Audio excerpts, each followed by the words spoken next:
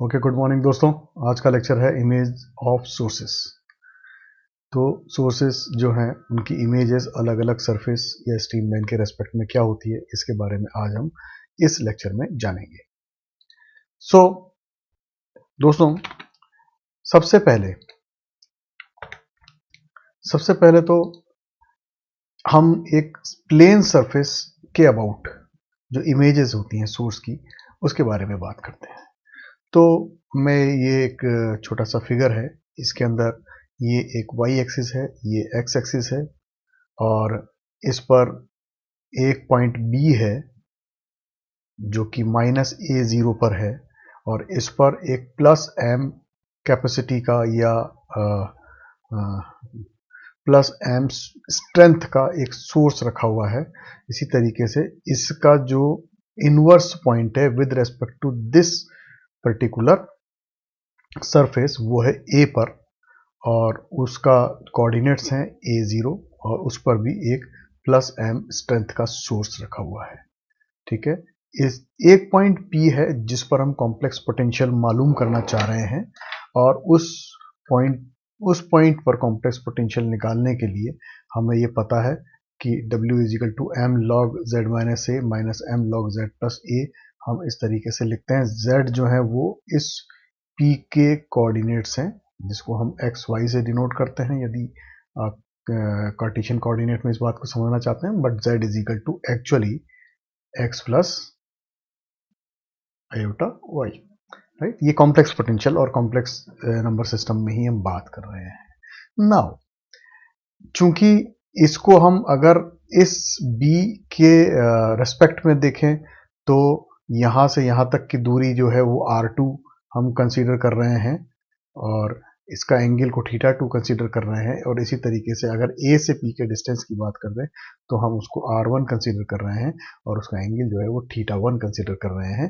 इसलिए हमारे पास अगर इसके रेस्पेक्ट में z की बात करते हैं तो z = r2 e⁻i θ2 आता है, यानी आता है हमारे पास r2 e⁻i θ2। और इसकी बात करते हैं तो हमारे पास आता है, आई एम सॉरी, ये इधर की तरफ है एक्चुअली, और इसके रेस्पेक्ट में बात करते हैं a के रेस्पेक्ट में तो आता है हमारे पास r1 e⁻i θ1।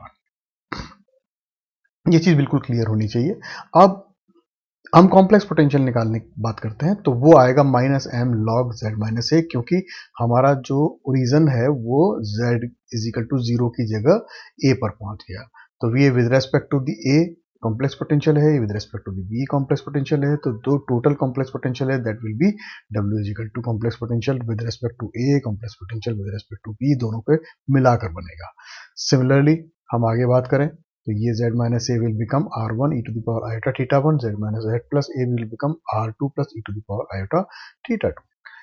log हम सॉल्व कर लेंगे, हमारे पास ये टर्म आ जाएगी, और हम थोड़ा सा e को हम थोड़ा सा खोल लेंगे और आगे बात करेंगे। तो with using simple mathematics we can get -m log r1 r2 minus m i θ1 plus θ2। ये हमारे पास टर्म आ जाएगी। और w जो होता है वो होता है कॉम्प्लेक्स पोटेंशियल, जिसको हम डिनोट करते हैं phi प्लस आयोटा साई से। तो phi प्लस आयोटा साई जो है वो इस तरीके से दो पार्ट में हमको दिख गया, जिसमें से एक तो रियल पार्ट है और एक इमेजिनरी पार्ट है।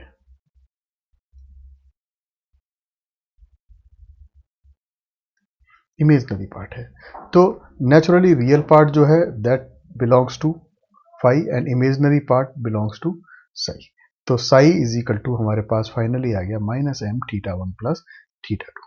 और अगर मैं ये कहता हूं कि जो स्ट्रीम लाइन है, स्ट्रीम लाइन = साई = कांस्टेंट है, ठीक है, साई = कांस्टेंट है, और वो किससे दे रहा है, θ1 प्लस θ2 से। यानी एक्चुअली ये दो पॉइंट हैं, ये कहीं ना कहीं फिक्स है, ये दो पॉइंट कहीं ना कहीं फिक्स है, और उससे मेरे पास जो भी एंगल बन रहा है θ1 प्लस θ2 एंगल कौन सा होगा, एक्चुअली ये वाला एंगल होगा।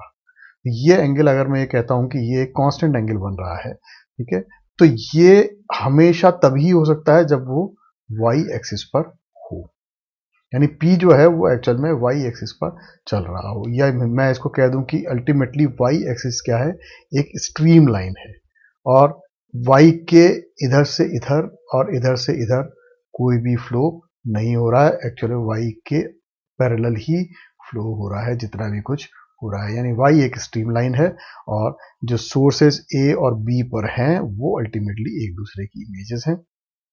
तो अगर मैं a पर सोर्स लेता हूं तो b उसकी इमेज है with respect to the y। ठीक है, इस एक्चुअली हुआ क्या है, अभी आप कहेंगे कि भाई a और b को पहले से सोर्स मान के हमने इस बात को शुरू किया था, बिल्कुल इस बात को ऐसे ही शुरू किया था, हमने पहले से ही इसको सोर्स माना था, और पहले से ही हमने इसको इनवर्स पॉइंट माना था, और लेकिन हमने साथ में ये भी कहा था कि ये एक एक्सिस है और ये ओरिजिन है, ये एक्स एक्सिस है, और नेचुरली जो प्लेन फ्लो हो रहा है वो flow with respect to Y हो रहा है, यानी वाई एक्सिस के पैरेलल हो रहा है, उसी को हमने मानते हुए ये कॉम्प्लेक्स पोटेंशियल डिराइव किया था, और फाइनली हमारे पास आया भी यही, यानी हमने जब बात की तो ये बात हमारी स्थापित हुई कि y axis is a stream line, y axis is behaving like a stream line. ठीक है, तो इसलिए हमने जो कॉन्सेप्ट मानी कि a और b are sources of plus m strength, and a and b are actually the images of each other with respect to the y axis। ठीक है, तो this is the way. Second thing, अगर मैं ऐसे ना कह, अब मैं दूसरी बात कहता हूं, मैं image of sources with regard to circle की बात करता हूं। मैं सर्किल के रेस्पेक्ट में अगर निकालने की बात करूं तो सबसे पहले ये देखिए, ये फिगर मैंने बनाया है, ये फिगर में ये सर्किल है, circle is equal to z is equal to R, या z equal to a E to the power iota theta, ये सर्किल मैंने यहाँ पर फिक्स कर दिया, और इस पर कोई भी पॉइंट है C जिसकी हम बात करेंगे, जिस पर हम स्ट्रेंथ जिस पर हम कॉम्प्लेक्स पोटेंशियल निकालेंगे। मैं ये कहता हूं कि Q पर, ये P is equal to Z पर एक प्लस M स्ट्रेंथ का एक सोर्स रखा हुआ है, और Q जो है वो इस सर्किल के रेस्पेक्ट में इसका जो है वो इनवर्स पॉइंट है। तो इनवर्स पॉइंट की डेफिनेशन से OP into OQ is equal to A square होता है, यानी OQ is equal to A square upon F होता है। ये हमारे पास क्या है, एक्चुअल में इनवर्स पॉइंट की डेफिनेशन है बेसिकली, तो ये इनवर्स पॉइंट है। ठीक है, अब सर्किल थ्योरम को जब मैं यूज करूंगा तो सर्किल थ्योरम क्या कहती है, W is equal to function of Z plus function of A square upon Z। ठीक है, ये हमने सर्किल थ्योरम में पढ़ी ही थी। तो पहली बात, W is equal to minus M log Z minus F, यानी कि P पर, और minus M log A square upon Z minus F, यानी कि Q पर। ठीक है, अब मैं क्या करता हूं, इसमें ये कांस्टेंट टर्म में ऐड कर देता हूं, ये कांस्टेंट टर्म है। ठीक है, क्योंकि फाई जो है वो वेलोसिटी पोटेंशियल है ना, तो पोटेंशियल में अगर मैं कांस्टेंट टर्म कर दूंगा तो उसमें कोई फर्क नहीं आएगा, पोटेंशियल वैसा का वैसा ही बना रहेगा। तो ये मैंने कांस्टेंट टर्म मैंने इसके अंदर ऐड कर दी, और फिर मैंने आगे इसको सॉल्व किया। W is equal to minus M log Z minus M log, यहाँ पर माइनस एफ कॉमन ले लिया मैंने यहाँ पे, और अंदर मेरे पास आया A square upon Z minus F, और ये टर्म वैसी की वैसी है, और एक टर्म ये मेरे पास एक्स्ट्रा आ गई। मैं इसको आगे और सॉल्व करता हूं, तो मेरे पास ये सिंपल मैथमेटिक्स है, कैसे खुलेगा आपको कुछ बताने की जरूरत नहीं है, ये और ये कैंसिल हो जाएगा, और सिर्फ ये तीन टर्म बचेंगी, और ये तीन टर्म मेरे को क्या इंडिकेट कर रही हैं, तीन टर्म ये इंडिकेट कर रही हैं कि एक प्लस एम स्ट्रेंथ का सोर्स Z पे रखा हुआ है, यानी P पर रखा हुआ है, एक प्लस एम स्ट्रेंथ का सोर्स Q पर रखा हुआ है, और एक प्लस एम स्ट्रेंथ का सोर्स यहां सिर्फ Z है, इसका मतलब क्या हुआ, O पर रखा हुआ है, ओरिजिन पर रखा हुआ है, और प्लस एम स्ट्रेंथ का सोर्स नहीं है, ये माइनस एम स्ट्रेंथ का सोर्स रखा हुआ है, तभी तो यहाँ पर प्लस एम आ रहा है, यानी कि यहाँ पर एक सिंक है। तो ये एक्चुअली जब image of source with regard to circle की बात करते हैं, तो यहाँ पर ये तीन चीजों का एक सिस्टम बन जाता है, और वो सिस्टम क्या बनाता है, वो सिस्टम हमको क्लियर करता है कि एक m स्ट्रेंथ का सोर्स है, एक m स्ट्रेंथ का दूसरा सोर्स Q पर जो कि इनवर्स पॉइंट पर रखा हुआ है, और एक सिंक है जो कि -m स्ट्रेंथ का जो कि ओरिजिन पर रखा हुआ है।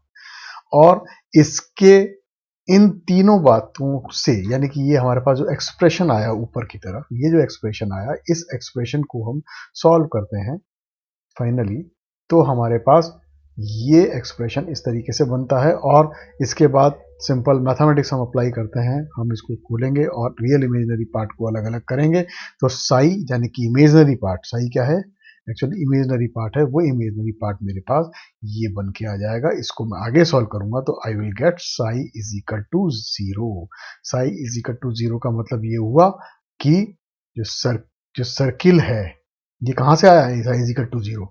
जब मैंने सर्किल माना, नेचुरली जब मैंने सर्किल माना तभी साई इज इक्वल टू 0 आया। तो इसका मतलब ये, और साई इज इक्वल टू 0 आया जो कि खुद भी एक सर्किल है, इसका मतलब ये हो कि circle is a stream line. तो यहां पर ये क्लैरिटी हो गई कि अगर मैं P कोई पॉइंट लेता हूं जिसमें m प्लस m स्ट्रेंथ का सोर्स रखा हुआ है और Q जो है वो किसी सर्किल के थ्रू, सर्किल के अबाउट उसका इमेज है, तो इसका मतलब ये हुआ कि ये जो सिस्टम है उसमें सर्किल जो है वो एक स्ट्रीम लाइन होगा। ठीक है, तो ये जो चीज थी ये हमारी इमेजेस ऑफ सोर्सेस थी। इमेज ऑफ सोर्सेस के बाद अब जो नेक्स्ट लेक्चर आता है वो हमारा इमेजेस ऑफ अ डबलेट के बारे में आएगा। सो उसको भी ध्यान से हम देखेंगे और कैसे सॉल्व करते हैं, किस तरीके से इसको समझते हैं, वो हम नेक्स्ट लेक्चर में देखेंगे। So until then take care.